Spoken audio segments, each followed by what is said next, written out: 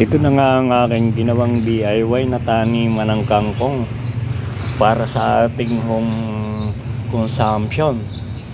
Kumuha lang ako ng mga basiyo ng empty bottle at pinutol ko at tinaniman ko ng binhi ng kangkong. At inilagay ko dito sa bakante naming tangke na hindi na nagagamit para sa tubig. At yan na nga, at malago na, ilang araw pa lang natin natanim yan. Bumili lang ako sa tindahan, tapos pinutol ko, kinuha ko yung pinakapuno at itinuso ko. O ayan, tumubo na siya.